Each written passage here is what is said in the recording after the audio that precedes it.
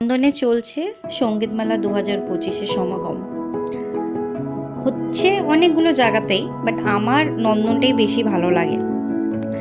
আমার যেরকম আমি আজকে যাওয়ার পথেই পেয়েছিলাম অনেকগুলো জায়গাতে, আমি দেখছি যেরকম মোহরকুঞ্জেও হচ্ছে, আপনারা চাইলে মোহরকুঞ্জও দেখতে যেতে পারেন। তবে নন্দনটা গেলে আমি বলবো, আমি প্রেফার করছি নন্দনে যাওয়া, কারণ জায়গাটিকে অসম্ভব সুন্দর করে সাজিয়েছে এবং তার সাথে যারা ওখানে মানে মেলার মতো করে যারা বসেছে, তাদের যে আইটেমসগুলো নিয়ে তারা বসেছে সেগুলো মানে এক কথায় অসাধারণ বলতে পারেন। একটা ছাদের তলে আপনি আপনার হোম ডেকোরের জন্য অনেকগুলো আইটেমস পেয়ে যাবেন, এবং হোম ডেকোরের সাথে সাথে হ্যান্ডমেড জুয়েলারি। আমি কোনটা ছেড়ে কোনটা বলবো, পুরো মানে মেলাটায় আমি ঘুরেছি এবং আমি মানে যেরকমভাবে আমার চোখে হোম ডেকর আটকেছে, সেরকমভাবে আমার চোখ গেছে হ্যান্ডমেড জুয়েলারির ওপরে। আর বই, মানে আমি কোনটা ছেড়ে কোনটা নিয়ে কথা বলবো আমি তো বুঝতেই পারছি না। তো আমি এক এক করে শুরু করছি।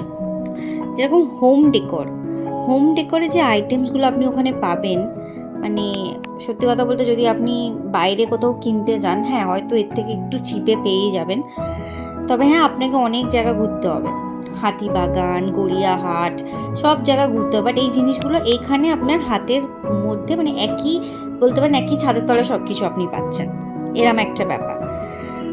আইটেমসগুলোর প্রাইস খুব একটা রিজনেবল আমি বলবো না, মিডিয়াম রেঞ্জে রয়েছে, কারণ যারা ওখানে আছেন তাদেরকেও তো ভাবতে হবে না নিজের পেটের ব্যাপারটা। তো আমি বলবো যে হোম ডেকোর আইটেমস দুর্দান্ত পাওয়া যাচ্ছে, এক কথায় জাস্ট অসম। এবার আসছি আমি হ্যান্ডমেড জুয়েলারিস।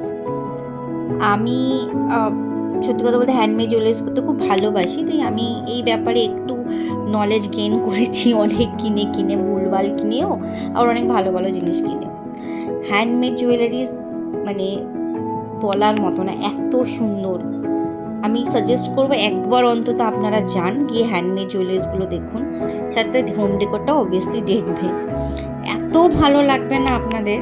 মানে আমি এমন অনেক জুয়েলারিসগুলো দেখেছি, মানে যেগুলো আমি ভাবতেও পারছি না যেটা ওরা হাতে বানালো, এতটা এফোর্ট দিয়ে ওরা জিনিসগুলোকে বানিয়েছে, জাস্ট কিছু বলার নেই। মানে তুলনা করতে গেলে আমার কাছে শব্দ কম হয়ে যাচ্ছে।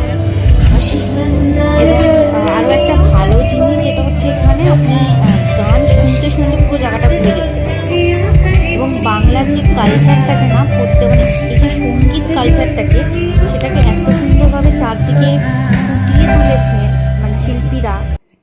মানে মানে সত্যি যে যার মানে পরিকল্পনাই পুরো ব্যাপারটা সামনে এগিয়ে এসছে, তাকে কতটা ভাবতে হয়েছে এটা ভেবেই মাঝে মধ্যে আমি ভাবি যে সত্যিই মানে বাঙালিকে সবাই বলে না যে মানে শিল্পী জন্মাতে গেলে বাঙালির মানে বাঙালির মধ্যে শিল্পীর সত্তাটা, সেটা এখনও অবধি সত্যি বীভৎস পরিমাণে রয়েছে। এবার আসছি আমি খাওয়া দাওয়ার ব্যাপারে। আমার এই ভিডিওতে আপনারা দেখতেই পাবেন খাওয়া দাওয়া। আমরা খেয়েছিলাম নন্দনের ঠিক পিছনের দিকে যে ক্যাম্পাসটা, ওখান থেকে খেয়েছি হরির চা, এবং তার পাশে হচ্ছে স্ন্যাক্সের যে দোকানটি ছিল, ওখান থেকে ফ্রাইড আইটেমস নিয়েছি। Quality as a street food খুবই ভালো ছিল। চায়ের ব্যাপারে কোনো মন্তব্য আমি করব না, কারণ হরির চায়ের দোকানের চা না খেলে বুঝতে পারবেন না, কারণ আমার খাওয়া রোড সাইড দোকানের চায়ের মধ্যে সেরা। এবং এই সঙ্গীত মেলা যে মানে জিনিসটি, এটা কিন্তু বেশি দিনের জন্য নয়।